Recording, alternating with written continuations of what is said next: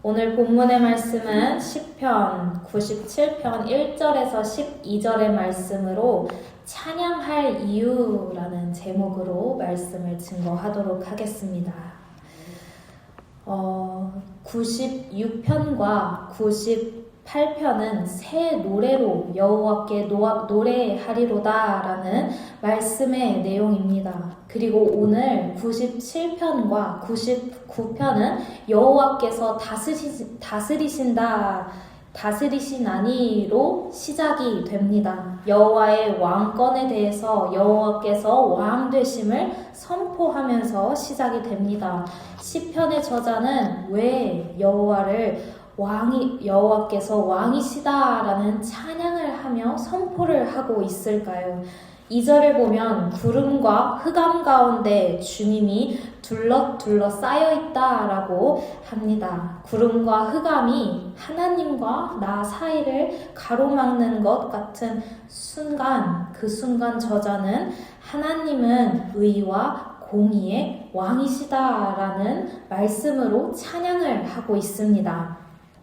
주님 힘들어요. 주님 왜 제 말은 들어주지 않으시나요? 주님 어디 계시나요? 주님 정말 나를 사랑하시나요? 라는 우리의 물음에 구름과 흑암이 주님과의 관계를 가리울 때 그 고통 가운데 그 고통스러운 현실 가운데 저자는 그러나 내가 지금 어떤 상황이어도 하나님은 언제나 의와 공의로 그리고 의와 공의의 왕으로 굳게 서 있음을 믿기 때문에 나는 지금 찬양을 한다라고 고백하고 있습니다.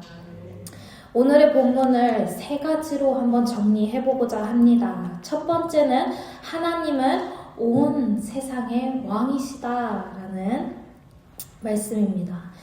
1절부터 5절의 말씀을 보면 온 세상의 왕 되신 여호와께서 이 세상을 다스리신다. 우리를 다스리신다. 그리고 여호와의 임재에 5절 밀랍같이 녹았다. 초같이 녹았다 라는 말씀이 쓰여 있습니다.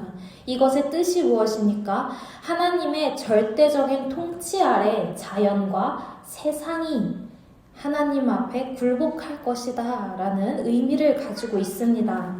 지존하신 주님 이름 앞에 라는 찬양의 가사처럼 지존하신 주님 이름 앞에 모두 무릎 꿇고 다 경배해 거룩하신 주님 보좌 앞에 엎드려 절하세. 예수는 그리스도, 예수는 주, 하나님의 영으로 경배드리리 찬양하고 있습니다.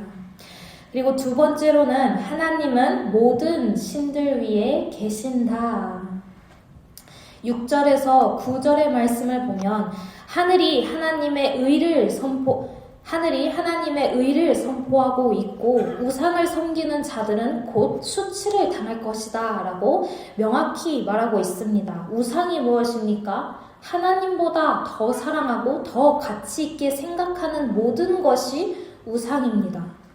출애굽기에서 살펴보듯이 출애굽기에서 보면은 모든 신들이 하나님을 알게 될 것이다 라는 구절이 있습니다. 우리 함께 출애굽기 7장 5절의 말씀 한 목소리로 읽도록 하겠습니다. 내가 내 손을 애굽 위에 펴서 이스라엘 자손을 그 땅에서 인도하여 낼 때에야 애굽 사람이 나를 여호와인 줄 알리라 하시매. 아멘.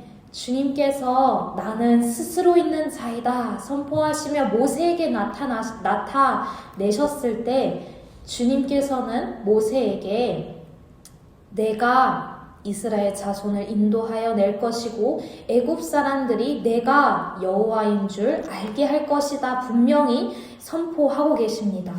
그리고 출애굽기를 통틀어서 보게 되면은 10가지의 재앙으로 애굽을 치시는 장면이 나타납니다. 우리 함께 출애굽기 12장 12절의 말씀 한 목소리로 읽도록 하겠습니다. 내가 그 밤에 애굽 땅에 두루 다니며 사람이나 짐승을 막론하고 애굽 땅에 있는 모든 처음 난 것을 다 치고 애굽의 모든 신을 내가 심판하리라. 나는 여호와라. 아멘. 주님은 분명히 계시하십니다. 우리에게 뿐만 아니라 애굽의 모든 신들을 심판하면서 나는 여호와다, 절대 그 누구도 의심하지 못하게 나는 여호와다 명확히 선포하고 계십니다. 그리고 오늘 본문 9절의 말씀 함께 읽도록 하겠습니다. 여호와여, 주는 온 땅 위에 지존하시고 모든 신들보다 위에 계시니이다. 아멘. 주님은 그 누구보다 위에 계신 하나님이십니다. 우리의 왕 되신 주님은 그 어떤 신보다 위에 계신 하나님입니다. 그 하나님이 나의 하나님인 줄 믿습니다. 그의 결과 시온은 기뻐합니다. 하나님의 백성들 곧 우리는 기뻐합니다. 그리고 세 번째 본문을 보면 하나님은 악을 미워하신다라는 사실을 우리는 알 수 있습니다. 우리 함께 10절의 말씀 읽도록 하겠습니다. 여호와를 사랑하는 너희여, 악을 미워하라. 그가 그의 성도의 영혼을 보전하사 악인의 손에서 건지시느니라. 아멘. 여호와를 사랑하는 너희여, 악을 미워하라. 하나님을 사랑하는 자들은 악을 사랑할 수 없습니다. 죄를 사랑할 수 없습니다. 죄 혹은 하나님입니다. 죄와 하나님은 될 수 없습니다. 우리는 오늘도 선택해야 합니다. 죄 혹은 하나님. 요한복음 14장 15절을 보면 너희가 나를 사랑하면 나의 계명을 지키리라. 이것이 여호와를 사랑하는 자들의 삶인 줄 믿습니다. 주님은 그리고 이런 자들을 의인이라고 칭해 주십니다. 성경에 의인이라고 기록된 첫 번째 인물이 누구였는지 혹시 기억하십니까? 노아입니다. 함께 창세기 6장 9절의 말씀 함께 보도록 하겠습니다. 노아는 의인이요 당대의 완전한 자라. 그는 하나님과 동행하였으며. 아멘. 창세기 6장 11절을 보면 그때의 온 땅이 하나님 앞에 부패하여 포악함이 땅에 가득한지라 라고 기록되어 있습니다. 악한 세상 속에 의인이었던 노아는 하나님과 동행하는 삶을 살았습니다. 하나님을 왕으로 모시고 사랑하는 삶을 살았습니다. 그렇다면 또 한 명을 우리 함께 보고자 합니다. 의인이라 기록된 인물 중 욥이라는 사람이 있습니다. 욥기 전체를 걸쳐서 욥은 흠이 없고 정직한 사람으로 소개되고 있습니다. 하지만 욥은 보신 1장에서부터 시작돼서 자녀를 잃고 재산을 잃고 건강을 잃습니다. 모든 것을 다 잃지만 그 고난 속에서 욥은 무엇이라고 고백합니까? 우리 함께 욥기서 1장 21절의 말씀 함께 고백하도록 하겠습니다. 내가 모태에서 알몸으로 나왔사온즉 또한 알몸이 그리로 돌아가올지다. 거두시니도 여호와시오니 여호와의 이름이 찬송을 받을지니이다 하고. 아멘. 나의 모든 삶이 주님께 붙잡혀 있다라는 고백을 욥은 너무나도 잘 알고 있었습니다. 그리고 이어서 22절은 제가 읽어드리도록 하겠습니다. 이 모든 일에 욥이 범죄하지 아니하고 하나님을 향하여 원망하지 아니하리라. 모든 것이 빼앗기고 고난 가운데 있었던 욥은 하나님을 찬양합니다. 하나님께 원망하지 않고 마땅히 여호와의 이름을 찬송해야 되는 그 찬양을 욥은 올려드립니다. 하나님은 욥에게 고난의 이유를 설명하지 않으십니다. 욥의 친구들은 죄 때문이다, 조상 때문이다 계속해서 이야기하지만 하나님께서는 나는 너의 이러한 하나님이다. 나는 이런 너의 하나님이다. 라며 하나님 본인 스스로를 욥에게 계속해서 계시합니다. 그리고 욥은 마지막 42장을 가서 보면 욥은 회개를 합니다. 주님 앞에 무릎 꿇고 회개하며 기도할 때에 주께서는 못하실 일이 없사오며 무슨 계획이든지 못 이루실 것이 없는 줄 아오니 그러므로 내가 스스로 거두어드리고 티끌과 재 가운데서 회개하나이다. 욥은 왜 고난을 겪었고 그것을 어떻게 이겨냈는가에 대한 집중을 하고 있지 않습니다. 나는 고난의 상황에서 누구를 붙들고 있는가? 욥은 그 누구도 아닌 하나님을 붙들었습니다. 그리고 고난 가운데서 만나는 하나님이 중요하다라는 사실을 우리에게 알려주고 있습니다. 우리의 고난 가운데, 우리의 어려움과 힘듦 가운데 우리는 너무나도 잘 압니다. 우리가 연약하고 부족하고 넘어지는 건 너무나도 잘 알지만 그 가운데 우리는 우리의 넘어짐에 집중하는 것이 아니라 그 넘어짐에 있어서 나와 하나님과의 관계는 지금 어떠한 모습인가라는 사실을 정확하게 드러나고 들춰지는 순간이 고난의 순간이다라는 사실입니다. 하나님의 사람들을 통해 의인은 완벽한 사람이 아닌 믿음으로 하나님과 동행하는 사람이다라는 사실을 우리는 알 수 있습니다. 그리고 이러한 의인들의 삶, 그리고 하나님을 사랑하는 삶 가운데서는 오늘의 본문 11절과 12절의 고백을 하고 있습니다. 우리 함께 고백하도록 하겠습니다.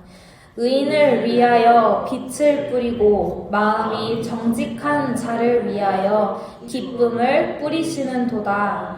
의인이여 너희는 여호와로 말미암아 기뻐하며 그의 거룩한 이름에 감사할지어다.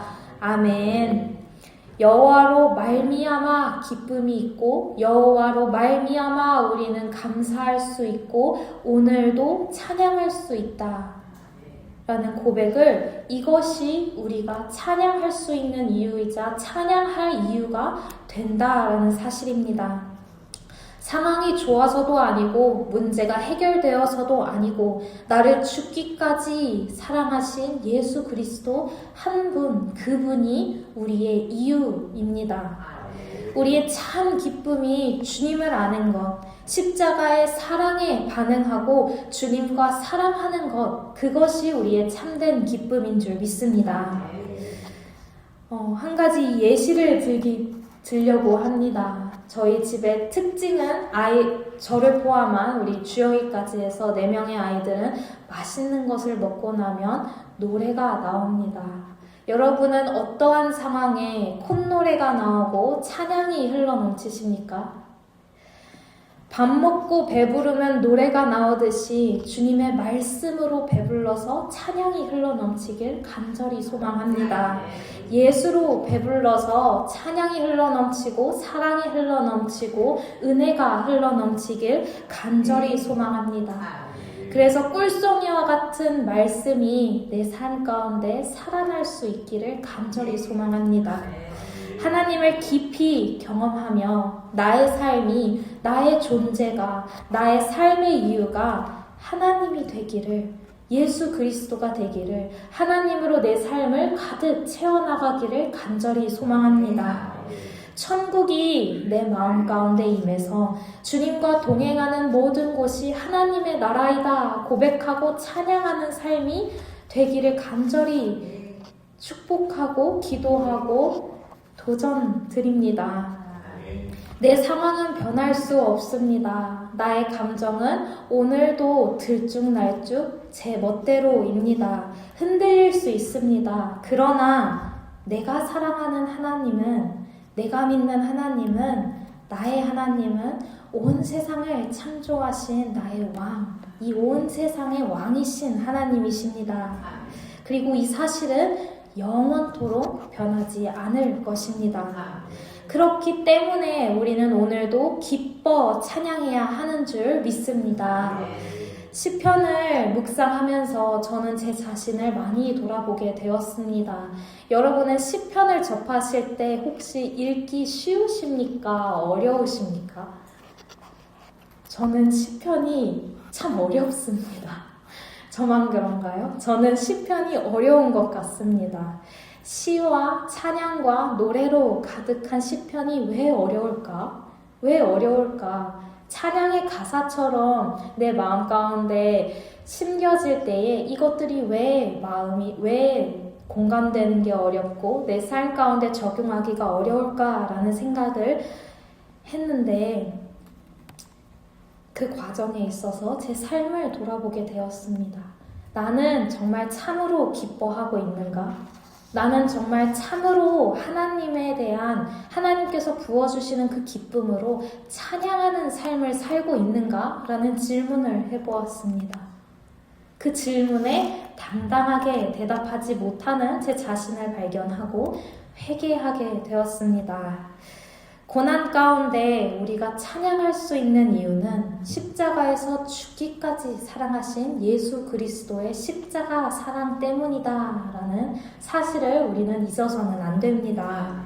그 누구도 아닌 나를 위해 버림받으시고 외면당하신 주님이십니다. 그 주님은 그 누구의 하나님도 아니고 나의 주 하나님입니다. 하나님을 찬양하는 것에 가로막는 그 구름과 흑암이 여러분에게는 무엇인지 한번 생각해 보았으면 좋겠습니다. 예수가 우리의 삶의 이유이자 예수가 우리가 살아가면서 항상 기뻐하고 쉬지 않고 기도하고 범사에 감사할 수 있는 이유입니다. 그것이 우리의 찬양할 이유가 됩니다. 그래서 우리가 찬양함의 기쁨을, 감사함의 평안을, 간구함의 하나님 알도록 하셨네 찬양하면서 우리가 오늘도 기쁨으로 주님의 이름을 찬양하기를 간절히 소망합니다. 내가 힘든 이유를 좀 모르면 어떤가요? 안다고 상황이 바뀌나요? 제가 기도를 하다 보니 나의 고난이, 나의 힘듦이, 나의 생각들이 전혀 중요하지 않구나라는 생각을 하게 되었습니다. 기쁨으로 찬양하는 것이 왜 어렵습니까? 나의 힘으로, 나의 생각으로, 나의 능력으로 하려다 보니 어려웠던 것 같습니다. 우리가 오늘도 그래서 예수를 우리의 삶의 이유이자 찬양할 이유로 우리가 두고 예수만을 붙들고 나아가기를 간절히 소망합니다. 어둠 속에서도 주의 통치를 신뢰하고 의로 다스리시는 주님 안에서 감사와 기쁨으로 살아가는 한마음교회가 되기를 간절히 소망합니다. 우리 함께 믿음으로 시편 106편 48편의 말씀 함께 선포하고 우리 주기도문으로 예배를 마치도록 하겠습니다. 여호와 이스라엘의 하나님을 영원부터 영원까지 찬양할지어다. 모든 백성들아 아멘 할지어다. 할렐루야 아멘.